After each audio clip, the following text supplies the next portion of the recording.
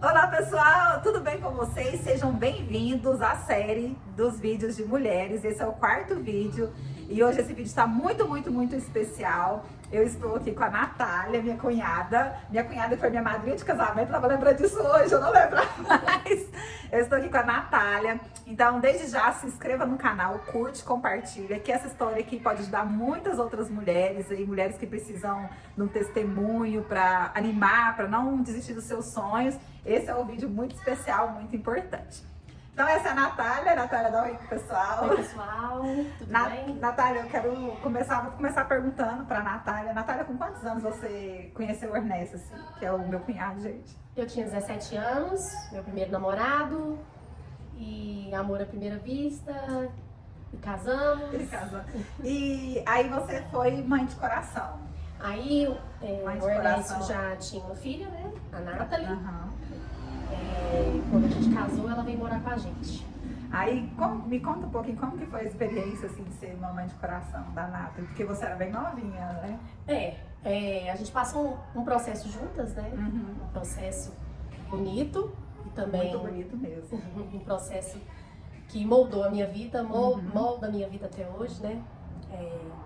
Hoje eu posso falar que eu sou o que sou, primeiramente pela experiência que eu tive em ser a mãe de coração da Nathalie, isso. E E a história ela fica um pouquinho meio lenta com a história da Nathalie, né? Porque a Nathalie, infelizmente, ela não tá aqui mais com a gente. Nathalie, você quer falar assim um pouquinho do que aconteceu nesse?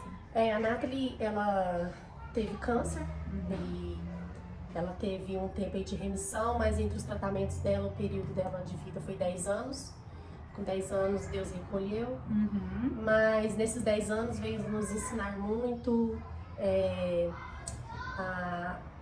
vamos dizer assim, a moldar a nossa vida, a nossa forma de pensar, nosso relacionamento com Deus também nos fortaleceu, fez a gente evoluir como ser humanos e pudemos fazer por ela o que a gente pôde, sabe?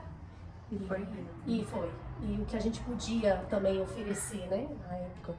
E daí pra cá, também, o que viemos trilhando foi muito também honrar, né, o que a gente viveu com ela.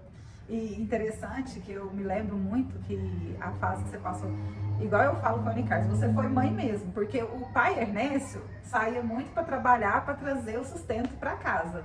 E como a Nathalie morava com você que cuidava, que alimentava, que dava carinho, mais educação, porque igual, por mais que o papai dá educação lá em casa, a mamãe fica mais com os filhos, né? É verdade. Então eu me lembro muito da Natália cuidando com muito carinho. A Nathalie andava só assim, nos trinques, bem arrumadinha, as viagens todas, né? Eu até lembro, Natália, que os últimos dias de férias dela, eu lembro que você falou, eu tô achando um pouco a Nathalie diferente, né? A mãe percebe, né? E você falou, tô achando a Nathalie um pouco diferente. Quando nós voltarmos de viagem, a gente vai fazer um check-up, e foi quando descobriu que o câncer tinha voltado, né? Foi, como ela estava em remissão ainda, faltava em 2011, né, foi o ano que ela faleceu, ela seria redimida, né, vamos dizer, não faria mais acompanhamento de câncer, estaria dando o tempo dela de 5 anos. Então ela fazia um acompanhamento, ela fez em outubro, fez todos os exames, estava ok. Mas de dezembro pra frente a gente já notou que ela já estava um pouquinho mais, não foi sinais comuns, né, que ela dava, porque ela sentia dor de cabeça, simplesmente dessa vez não, mas talvez porque foi totalmente diferente do que a gente vivenciou com ela antes. Então quando chegou em janeiro, ela não chegou muito bem, a gente foi fazer o check-up dela e realmente constatou, e daí por diante foi o processo dela. Vivemos com ela 6 meses, né, junto pela vida. Mas infelizmente não foi a vontade de Deus que ela permanecesse, mas partiu. Deixa a missão, saudade, já tem quantos anos? Eu tava grávida de 3 meses da Gabi, então vai fazer 12 anos? 12 anos. E nesse processo, gente, que aconteceu, aí a Natália, foi até mesmo antes do falecimento da Nathalie, você descobriu que tinha um probleminha para engravidar, né? Aí eu quero que você conta como que foi que você descobriu. Eu nunca tinha tomado um anticoncepcional ou qualquer método, né, pra não engravidar. Aí quando foi em 2008, no finalzinho de 2008, eu tava vendo uma reportagem, e essa reportagem falava que uma mulher que nunca se preveniu com 1 ano de tentativas, era importante procurar um ginecologista especialista, né, pra poder fazer os exames todos, pra ver se não tinha alguma infertilidade. E eu fiquei curiosa com aquilo mesmo, né, que me enquadrava, que eu já tinha, isso foi em 2008, eu já casei em 2006, nunca tinha usado nenhum método, né. E aí, quando eu fui fazer todos os meus exames, aí constatou, eu fiz um médico todos os exames hormonais ok, tudo. Até então eu era, né, eu tinha 23 anos de idade, eu era nova, né? Então o médico pediu um exame das trompas. Um exame que vê se tem alguma obstrução, alguma coisa, e ele acertou, foi em cima. Ambas as minhas trompas elas eram, vamos dizer assim, interrompidas. Ambas, as duas. Não tinha como passar óvulo. Então, eu fiz aqui na Universidade de Uberlândia, né? O nosso hospital. E ele fala o motivo pode ser genético? Não, pode ter sido alguma infecção mesmo. Quando eu era mais nova, eu tinha muita infecção urinária. Ah, entendi. Então pode ter sido alguma bactéria que veio a subir e obstruir. Bem, até então o médico pensava que era isso, né? Mas aí mais pra frente, com todos os meus tratamentos aí que eu passei, também descobri que eu tinha endometriose. Ah, entendi. A endometriose pode causar a obstrução das trompas também. Então pode ter contribuído, uma coisa contribuir pra outra. Certo. Aí, então, passando esse tempo, passando o período que passou, né, da perca da Nathalie, tudo que você descobriu, quando foi que você começou a ter o desejo e o sonho de procurar um tratamento? Assim que a gente perdeu a Nathalie, eu fiquei muito confusa. A gente passou uma fase de luto muito difícil e a minha cabeça ficou muito confusa, porque na minha mente, eu tinha a mente assim, ó, quando eu descobri meu problema, eles falaram pra mim, foram bem claros, né, olha, até me deram uma papelada na época, me encaminhando pra onde tinha esse tratamento na época eu não tinha condições nenhuma de bancar um tratamento de fertilização in vitro. E no meu caso, eles já falaram, ó, seu caso é só se for o bebê de proveta, antigo, né, nem se fala mais esse termo. Então, já me deixaram bem claro, eu lembro que a assistência social falou assim, Natália, o governo, o Estado, ele não vê vantagem em financiar tratamentos para mulheres se engravidar. Né? Que é mais custo público, que é uma pena, né? Tudo. É uma pena. Com um sonho. É uma pena. Então, o que acontece? Mas tem alguns projetos. Na época, era até em Brasília e eu acho que Ribeirão Preto. Inclusive em Ribeirão Preto. E aí eu vou te dar essa papelada, mas aí tem uma fila de espera e tudo. E me deu essa papelada e falou, olha, esse é o caso, Natália, nem inseminação, nem foi me explicando. Não serve, tem que ser mesmo a fertilização, que é diferente, né? Inseminação é diferente de fertilização in vitro. E aí é um tratamento hoje de ponta, vamos dizer, o mais caro. Então, eu vou te dar essa papelada e vou te instruir como você pode fazer. Então, na época, como eu tinha Nathalie... Eu lembro que você também tentou um processo de adoção. Que foi super difícil, não foi? Você descobriu que é bem difícil, né? Na época da adoção foi logo depois que a gente perdeu a Nathalie. Essa parte da papelada foi bem quando eu tive o diagnóstico, né? Aí eles te encaminham para psicólogo assistente para poder te passar tudinho sobre o seu problema. E aí eu engavetei tudo, eu catei esses papéis, joguei na gaveta, fiquei super tranquila. Aí eu tenho a Nathalie, Deus já sabe o que faz, eu já tenho ela, eu tô feliz e é isso. E não sofri, mas não foi uma coisa que me abalou tanto. Pus na gaveta e pronto. Foi isso que aconteceu. Só que aí, né, infelizmente, em 2011, né, perdemos a Nathalie. Né? E aí, quando foi início de 2012, uma pessoa me apresentou um projeto, inclusive é uma cunhada minha, a Sheila, me apresentou um projeto de uma clínica que tinha aqui em Uberlândia, que uns conhecidos dela estavam fazendo o tratamento a partir de ovo-doação, que chama ovo-doação, que é óvulos compartilhados, né? Para pessoas, às vezes, que não têm condições de pagar esse tratamento, você vai na clínica, faz a doação dos seus ovos compartilhados com uma receptora que trata todo o tratamento ali, a clínica cede alguma coisa, ela paga a medicação e a mulher que está recebendo doa os seus ovos. Interessante, eu não sabia. Aí eu participei de duas tentativas dessas aqui em Uberlândia, pela clínica daqui de Uberlândia. As duas tentativas minhas não obtive sucesso. Nas duas primeiras tentativas não chegou nem a formar um embriãozinho? Não, na época que isso foi em 2012, aqui na clínica daqui eles faziam transferência de embriões em D3. Já era um embriãozinho. Mas uma técnica já mais atrasada, vamos dizer assim, das que eu passei nos anos seguintes. Entendi. Eles transferiram em D3, porém como eu sempre tive uma baixa reserva, então assim, nas minhas duas tentativas, uma foi 8 ovos, outra foi 10. Então eu também não tinha condições de, por exemplo, de congelar embriões. Então o que eu fazia? Não tinha condições de pagar a clínica para congelar, deixar meus embriões, que tem um custo, você deixar embriões congelados. Então o que eu fazia? na tentativa que eu tive 8, né? Eu peguei 2 óvulos pra mim, no restante mandei pra doação. Aham. Na outra tentativa da mesma forma.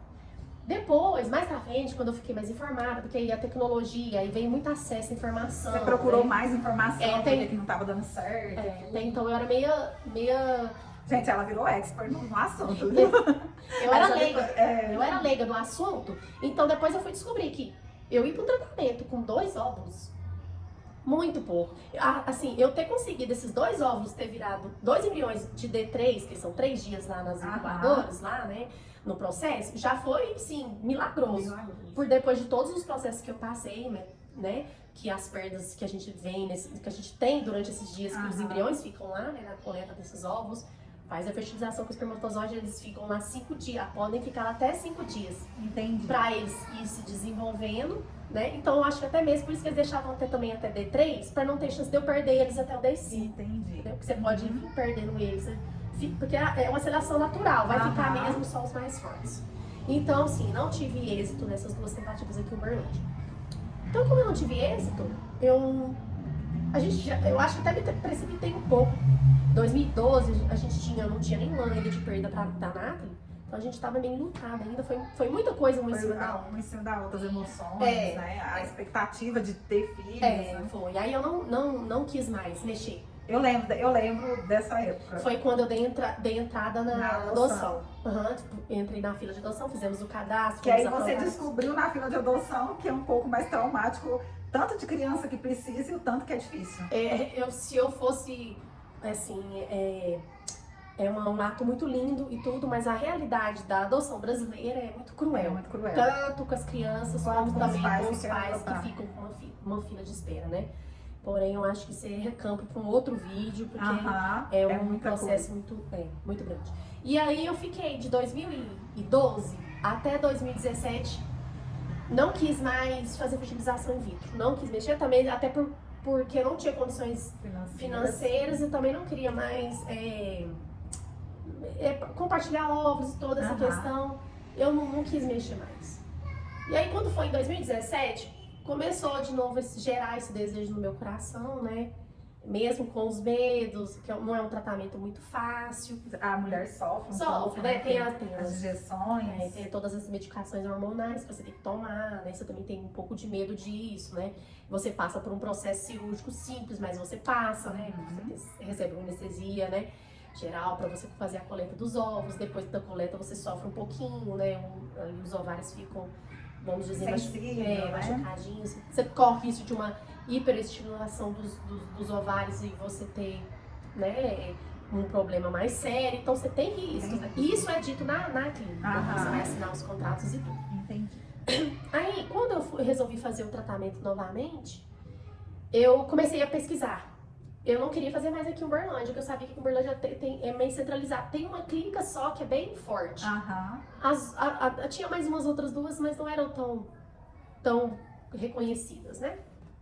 E aí eu comecei a pesquisar bastante e descobri que em Ribeirão Preto tipo um polo da fertilização in vitro no Brasil. Interessante. Ribeirão Preto. Ribeirão Preto. E lá tem várias clínicas renomadas.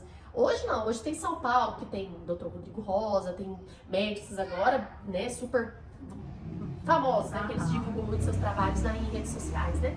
Então, mas na minha época, lá em 2017, Ribeirão Preto, quando eu fui pesquisar, foi o que aparecia bastante. Que era melhor, né? E aí eu fui pesquisar e conheci a clínica Sesma. Eu até falo o nome porque a gente como chama? Sesma. Clínica Sesma. E é uma clínica que me acolheu. Na época ela tinha só 2 anos de clínica, era uma clínica nova. Então, para ela ser uma clínica nova, também tinha uns preços mais acessíveis. E aí eu tinha um acerto de uma empresa que eu tinha trabalhado há alguns anos. E aí conversei com meu esposo e a gente decidiu que a gente ia fazer mais uma tentativa. Aí veio mais a tentativa. Veio mais essa tentativa lá. A gente passou por consulta com a doutora. Essa primeira tentativa foi aquela que a gente chegou até fazer uma revelação ou ainda não? Foi aquela lá? Não foi. A primeira não deu certo. Não, essa primeira tentativa lá na clínica, eu consegui na época 11 óvulos. Aham. Desses ovos e óvulos, eu tinha um problema com os meus, quando formava os embriões, que eles iam lá para as incubadorazinhas lá, eu tinha que passar pelo processo por 5 dias. E lá eles transferiam embriões em estágio de blastocisto, que chama, são embriões de 5 dias ali. São embriões que, por exemplo, os que chegaram no final, chegaram ao 5º dia, quer dizer que eles são embriões mais fortes, eles têm mais chances de implantar no útero. Então, eu tinha um problema que meus embriões eles desenvolviam todos anormais. Ali no desenvolvimento desses 5 dias. Tinha um processo, né? D1, 2 células, D2, 4 células. As divisões celulares eram bem bagunçadas. Uns era rápido demais, quando eles abriam e olhavam, o D1 já estava com 4 células, de vez de estar com 2, ou outros eram lentos demais. Então, assim, tudo indicava que eram os meus óvulos. Os óvulos de baixa qualidade. Eu tinha óvulos de baixa qualidade. Mesmo pela minha coleta de óvulos, né, conseguia 11 óvulos, era uma quantidade até boa, porém, o desenvolvimento deles lá eram anormais. Chegava no 5º dia, quando chegava no 5º dia, nessa primeira tentativa lá na CISMA, em Ribeirão, eu consegui 2 embriões. 2 embriões. Aí, como eu já estava numa idade que já permitia eu transferir de 2 em 2 a médica falou, Natália, para aumentar suas chances, vamos transferir logo os 2. Aí eu transferi os 2, mas ela já tinha me explicado, são embriões de médio, não é de médio qualidade, mas isso não interfere muito. Ela fala assim, Natália, o melhor mesmo é que você fosse ótimos, né? Ela usava assim esse nome para os embriões. Bom, muito bom, ótimos. Porém, já vimos muitos casos de um embrião que a gente não dava muita chance virar uma gestação. Então eu ia com fé, eu tinha muita fé. Eu tinha promessas sobre a minha cabeça, eu tinha recebido já muitas promessas que eu ia ser mãe, que eu ia gerar, que eu ia ser mãe. E eu tinha muitas pessoas que oravam por mim a favor disso, eu tinha muita fé. Então eu ia para os tratamentos, mas eu tinha muita fé que Deus ia me abençoar. Que Deus ia me abençoar, de alguma forma Ele ia me abençoar. Então aí nessa primeira tentativa lá eu não consegui. Não virou. Não deu certo. Não deu certo. E aí a gente embalou. Em seguida a gente embalou em num outro tratamento e nessa tentativa foi tudo diferente. Mudamos o protocolo, a doutora mudou algumas coisas e aí eu consegui 6 embriões. Olha, 6 já aumentou, né? 6 embriões. Então desses 6 embriões poderiam ainda gerar 6 embriões, 3 transferências. Como eu transferia de 2 em 2, então eu poderia vir mais para essas 3 transferências, né? E aí fiquei com esses embriõezinhos congelados lá. Eu fui para uma primeira tentativa, não deu certo, mais uma transferência não deu certo, então tinham mais 2 tentativas, mais 3 tentativas lá, né? Para transferir. Fui para mais outra, aí nessa outra transferência eu consegui... Que foi quase lá, né? Eu consegui engravidar. Aí foi uma alegria, consegui engravidar, fui pro ultrassom, tomei o primeiro ultrassom, o nenenzinho tava lá, lindinho, coração batendo. Né? Tudo certo. Na verdade, ficou confuso, porque o doutor viu uma outra imagem, porém, era bem pequena. Então, a doutora Bruna, que recebeu o meu ultrassom, né, que é um tratamento à distância, eu ia para Ribeirão Preto, fazer as transferências, as coletas, e os acompanhamentos eu fazia com os médicos daqui. Ele ouviu um outro, que poderia ser um outro embriãozinho que começou, porém parou no meio do caminho, entende? Ficou meio confuso, mas a doutora falou que provavelmente pode ter sido isso, um embriãozinho que regrediu, né? E o outro seguiu. E aí, quando eu fui pro segundo ultrassom, aí a tristeza. Eu tava de 10 semanas, era pra bater 10 semanas, só que aí o embriãozinho não tinha mais batimentos cardíacos. Eu já tinha anunciado pra família, tinha sido uma alegria. Porque a gente passa todo o processo, sabe, Poli? A gente passa. Eu imagino que pra você é muito mais sofrido, porque a gente já ficava na expectativa. Ficava na expectativa dela engravidar, e quando... Aí isso atrapalha também um pouco. A família meio que ajuda, mas meio que atrapalha também, porque a expectativa da família. No meio do caminho aí, desse caminho, eu tive tratamentos que eu iniciei e não contei pra ninguém, outros que eu anunciei. Então, quando eu cheguei a engravidar, eu tinha muita certeza que ia dar tudo certo, que era isso mesmo, que eu tinha conseguido, né, que Deus tinha me abençoado. Então não tinha essa dificuldade. Já em 2017 eu já não tinha muita dificuldade mais de falar sobre isso. Porque a mulher passa esses processos. Quando ela descobre que ela é infértil, que ela tem alguma dificuldade para engravidar, ela passa muita dificuldade, ela passa alguns conflitos, né? Sim, ela com sofre certeza, alguns não tem como, né? ela passa alguns processos difíceis. Ela dói em falar, dói ver toda a família em volta, crescendo, seus amigos, seus irmãos.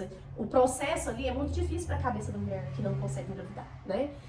Não é que ela não queira ver, não é feliz o processo do outro. Não é isso. Que o próprio processo dela fere. Né? Não Machuca. Ainda mais no meu caso, que eu tinha um sonho muito grande em fazer o meu esposo novamente pai. Eu queria muito que ele fosse pai novamente, porque ele foi um pai muito bom.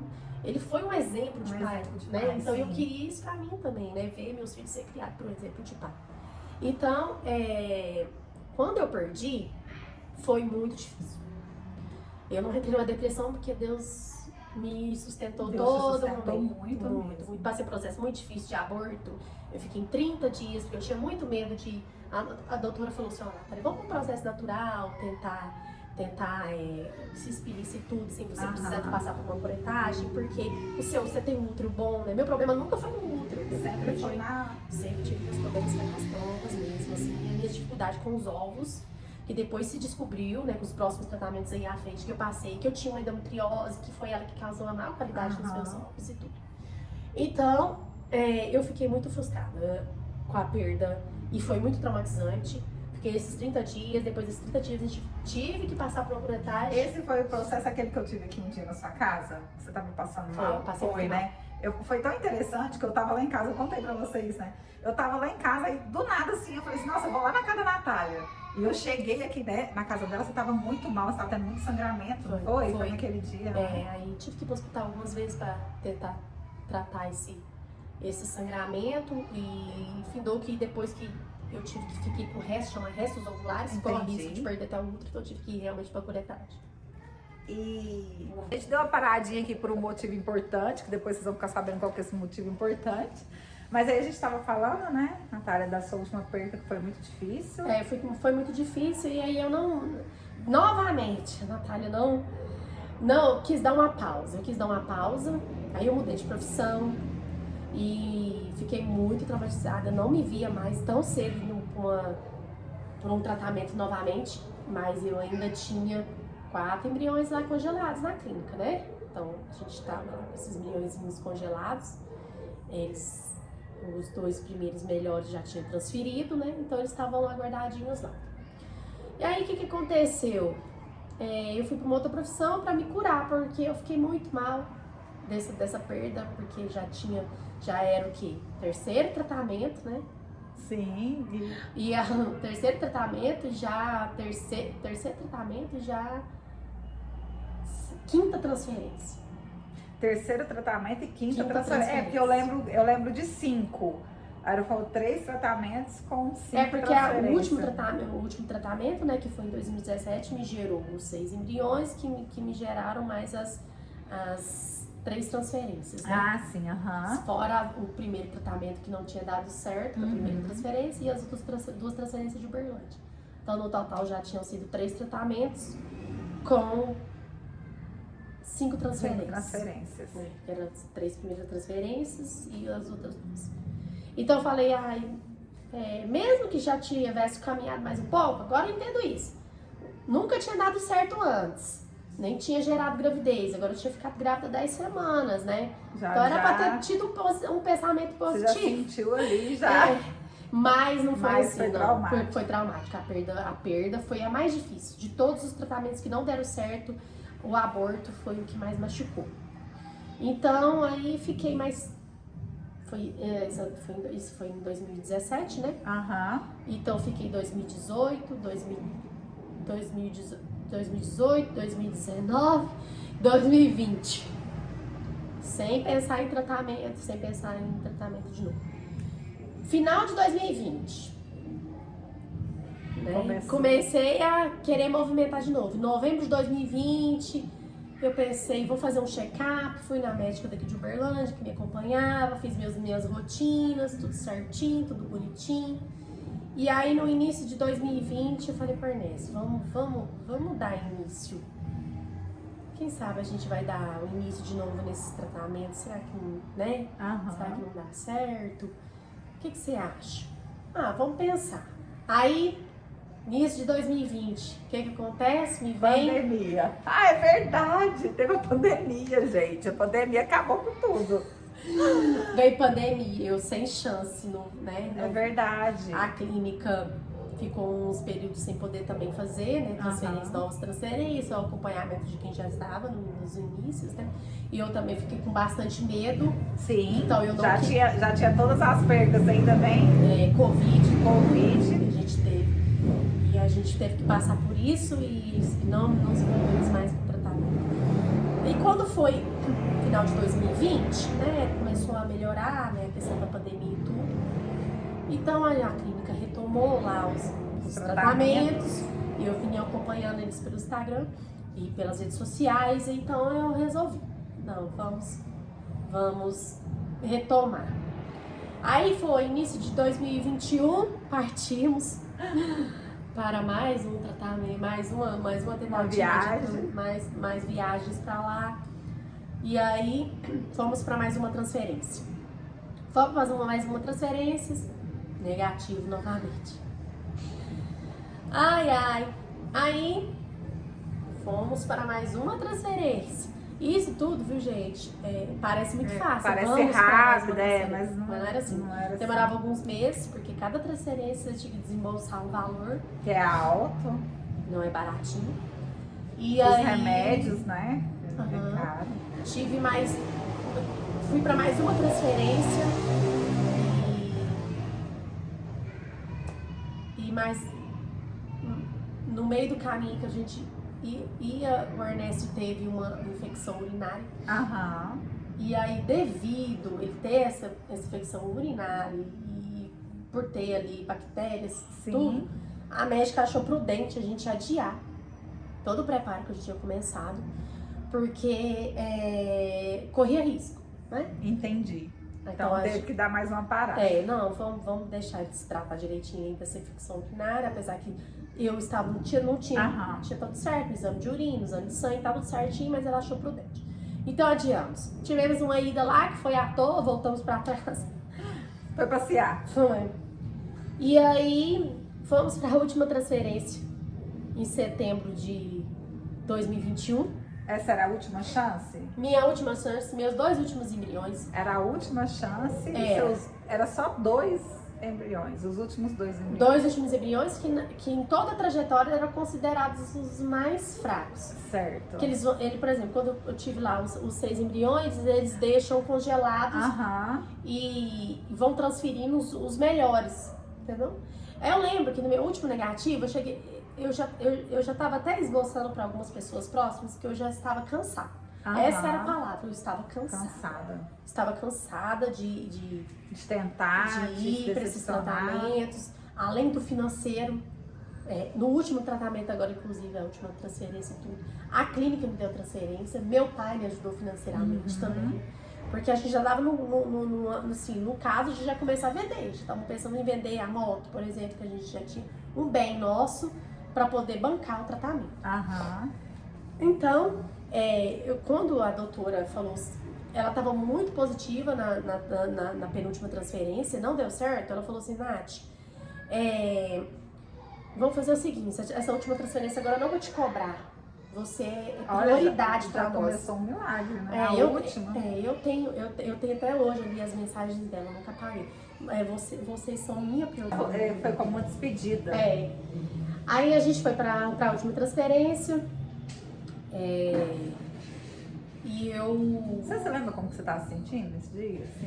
Assim? Eu me lembro da oração que eu fiz na noite anterior.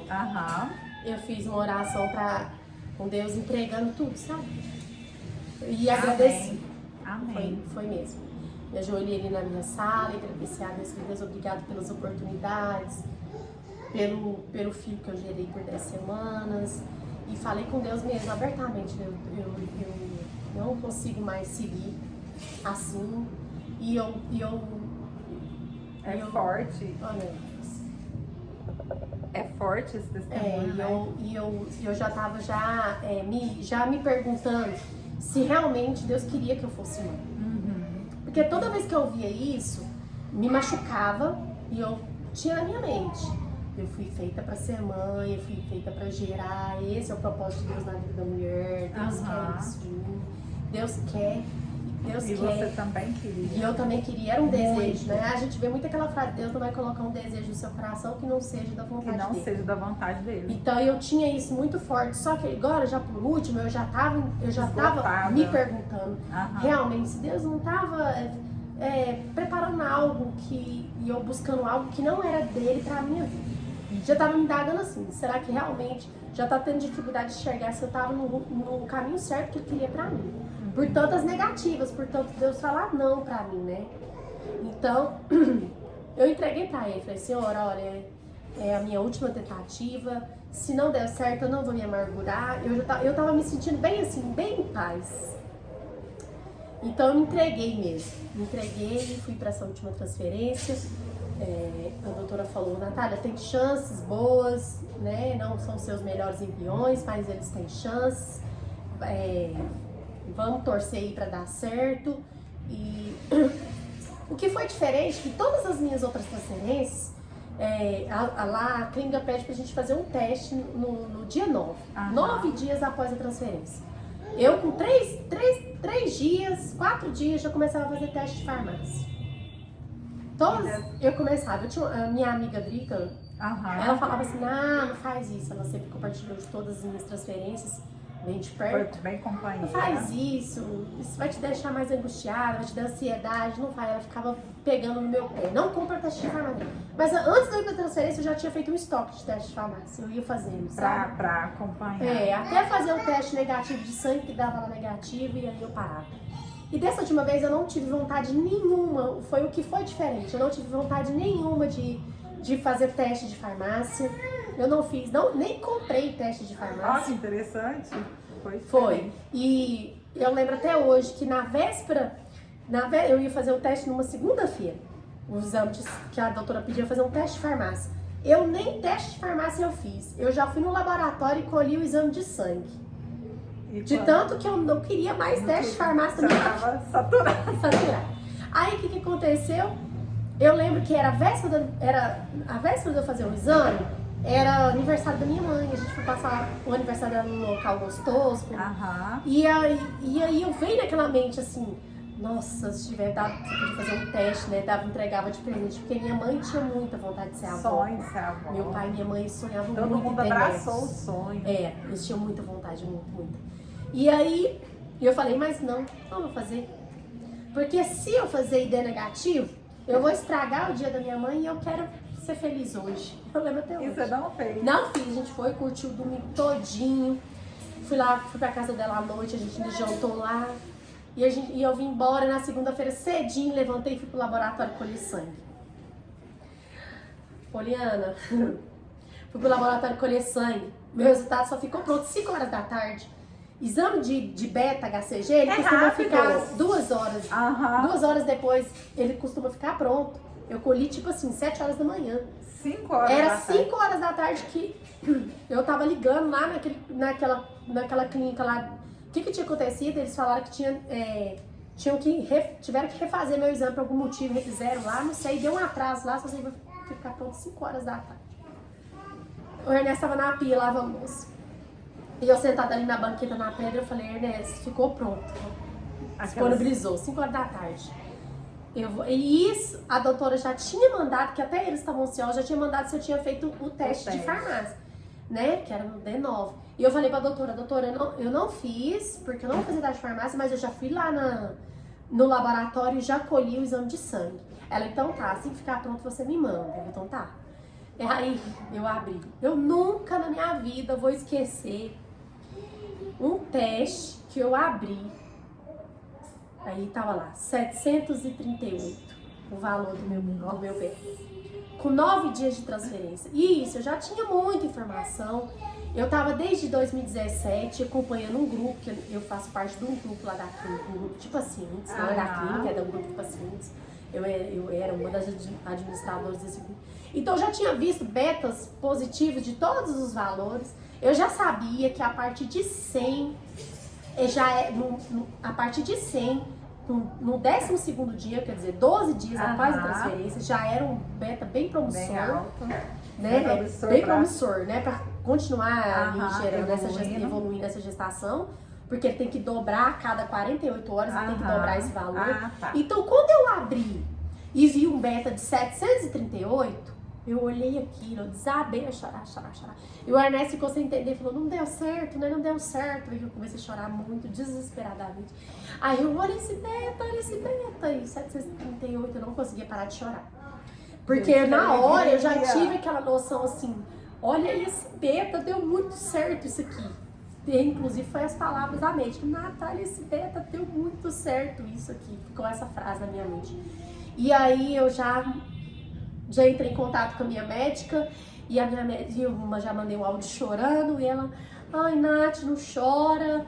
E eu choro, esse beta que deu muito bom, um beta de 738 no D9. É um beta muito promissor. Parabéns, comemora, fica feliz, não chora, comemora, porque vocês merecem. E isso eu já liguei pra minha mãe, liguei pro meu pai chorando, ele já, não deu certo, minha filha, não fica assim. Eu, não, pai, deu certo, deu certo, tô grávida, certo. E assim, eu não contei aqui antes, mas quando eu engravidei da outra vez, eu tive um problema com os meus betas, assim, me explicaram do meu aborto, que realmente o embrião tinha algum probleminha, então realmente gerou um aborto por isso. Certo.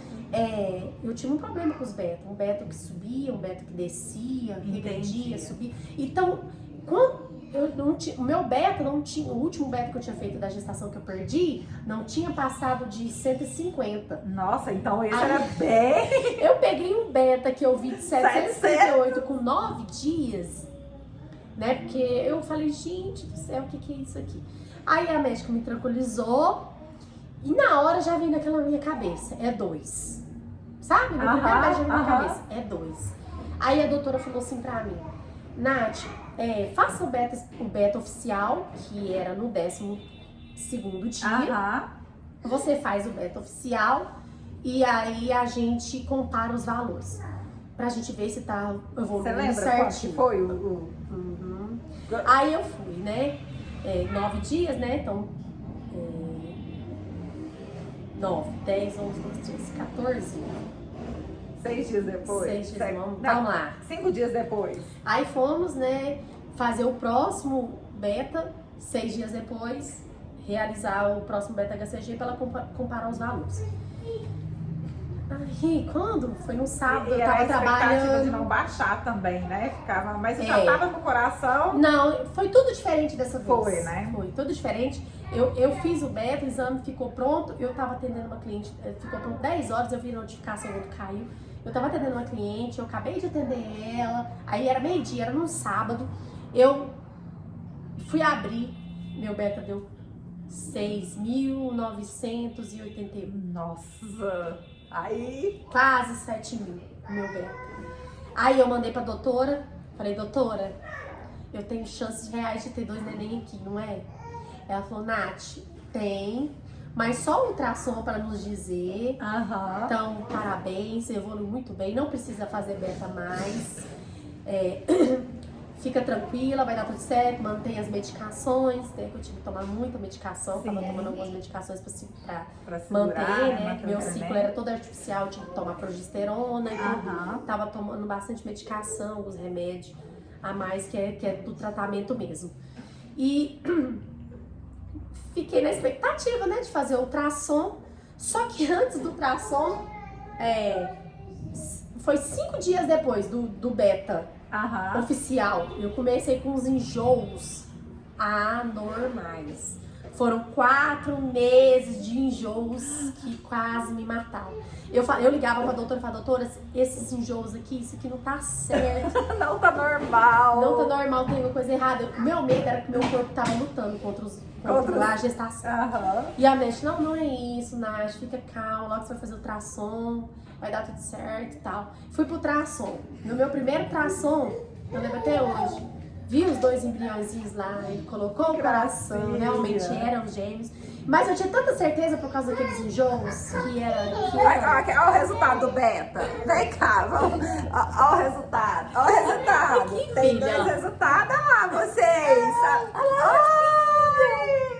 Fala um oi. A Manu e o Samuel. Olha o Samuel, super social, Samuel. Vai, Manu! Vai lá brincar, É o vai. resultado do beta. E aí, os dois bebezinhos estavam lá, super bem, tamanho certinhos pra idade gestacional, que bateu 6 semanas e 3 dias. E deixa eu me gravar. A gente tá terminando. Vai lá brincar, vai lá assistir o desenho. Vai lá, Gabi, vai pra ela dar uma aguinha pra ela. A gente tá terminando já. Ô, Gabi, desce a motoquinha, deixa eles brincar com ela. É, deixa eu brincar com a motoquinha. Pode descer. Olha lá, a Gabi vai te dar a motoca. E aí, tava tudo certinho, realmente eram 2 bebezinhos. E aí era só seguir. E deu tudo certo. A minha gestação foi uma gestação maravilhosa. Teve chá revelação. Teve Vou, chá. vou deixar aqui no final desse vídeo, vou deixar fotinhas. Fotinhas do chá revelação. Fiz um chá revelação pra revelar, né, o que era. Gente, eu chorei tanto. A gente chorou tanto de chá revelação que a gente esgotou, desdatou de tanto chorar. Foi muito lindo porque eu nunca imaginei, eu não tinha palpite do que era. Eu já fiz o chá com 26 semanas de gestação. Aham. Eu deixei pra fazer no dia do meu aniversário, foi simbólico, porque Sim, um dos foi meus mesmo. tratamentos, um dos meus exames negativos de uma das minhas tentativas tinha sido no meu aniversário, isso ficou marcado na minha mente, apagado hoje, porque Glória a no Deus. dia da revelação do meu casal foi no dia do meu aniversário, então eu tinha falado pra Ernesto, vamos esperar, e aí eu já tava mais avançada na gestação, já tava com 26 semanas. E foi tudo tão lindo, Deus preparou tudo pra mim. Foi mesmo. A medicina me ajudou muito, porém, se Deus não tivesse colocado a mão em toda parte do processo, eu era uma tentante que não tinha condições financeiras nenhuma. Quando eu iniciei nisso de pagar um tratamento, agora você imagina, fui pra 3, Sim, Deus operou o milagre. né? Fui 2 aqui em Financeiramente. Uberlândia e depois mais 2 lá. Então, 4 fertilizações completas com mais 3 transferências fora. No total, 7. Foram 7 tentativas no total. Então, o que acontece? Eu só me sentia muito abençoada. Já na minha última transferência, eu já estava me sentindo abençoada. Eu acho que Pelas oportunidades. sim, né? que eu tinha tido de conseguir fazer os meus tratamentos. E toda a vida, mesmo com todas as minhas pausas que eu tive, quando eu voltava com muita fé e esperança que ia dar certo. E eu vi isso de pessoas. Eu tinha pessoas orando em favor, pessoas que eu nunca vi na minha vida Orando a seu orando a favor. meu favor, pessoas que bateram aqui no meu estabelecimento, no meu trabalho, e falavam, eu orei por você, eu tenho uma célula orando por você, Natália. Deus E- cuidando de todas as formas. Sim, ele cuidou muito. Eu vivi durante a minha gestação, todo esse processo, somente esse último processo, eu vivi coisas particulares com Deus que só eu e ele sabe. Eu sei Deus. Eu sei. De pessoas que viveram junto comigo, mas entre elas e Deus lá e eu e Deus aqui. Então, assim, depois me contaram, chegaram aos meus ouvidos antes e depois se cumpriram, sabe? Então eu falava assim, Deus, foi a resposta de Deus naquela última oração minha, que eu já tava com medo Você de estar entregou ali, né? procurando algo que não era pra mim. Então eu já tava, Deus me respondeu que eu não Que a era. última palavra é dele, ele que decide, ele decidiu que ele... E também eu creio muito naquilo que fala que as orações movem o coração de Deus. Aham, sim. Eu acho que Deus ouviu sinceridade no seu coração. e ouviu as orações, e aquilo ali mudou todo o destino da sua vida. da minha vida toda. Da sua vida, do Ernesto, das nossas vidas, que são nossos sobrinhos queridos, o Samuel e a Manu, que é o milagre. Né? E eu falei pra vocês que esse vídeo ia ser uma história muito linda, porque é interessante que a gente tá falando sobre isso que agora parece que foi tão fácil, né? Não Mas foi não foi fácil. Não foi fácil. Porém, eu acho que os meus filhos já eram predestinados para mim. Sim. Deus veio mostrar que ele faz quem é teoricamente fraco forte. Meus filhos eram ali na clínica considerados embriões mais fracos. E porém se tornaram fortes. Sim, tão fortes, saudáveis, nasceram de 35 semanas, conseguimos manter a gestação até, eu queria muito ter ido até as 37, mas não consegui. A Manu quis nascer antes. Minha filha nasceu com seus 2,40 kg, chegou a 1,880 kg. Nem no neonatal passou, foi lá só fazer um tchau, veio pra mim. No meu primeiro dia de vida dela já mamou em mim, já veio pro peito. O Samuelzinho precisou, nasceu mais gordinho, mas ficou 8 dias, mas só pra aprender a respirar direitinho. Tinha só pra deixar a mamãe preocupada uns dias. Só pra mim passar mais um processozinho, né? Fui uma mãezinha de UTI por 8 dias. E ali também vivenciei muitas histórias bonitas e de luta pela vida, né? Sim. Como é bonito isso, ver a luta de uma mãe para ter um filho, né? Então, meus filhos hoje são as joias preciosas. O meu presente do céu, meus bebês milagres. É verdade, são bebês milagres. São meus bebês milagres, são um presente de Deus para minha vida e a prova de Deus na minha vida. A prova que Deus existe, a prova que Deus realiza sonhos, Deus ouve orações secretas, Deus sente e conhece o seu coração, né? Todas as vezes que eu me senti incapaz e não digna de receber esse milagre, então eu me achava digna de receber esse milagre. E Deus falou que Ele faz digno quem Ele quer, a hora que Ele quer.